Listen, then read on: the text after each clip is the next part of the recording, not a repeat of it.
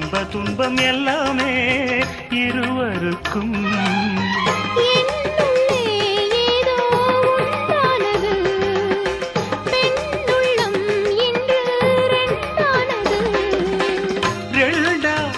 ஏது ஒன்றுபட்ட போது கண்ணுக்குள் நூறு நிலவா, இது ஒரு கனவா?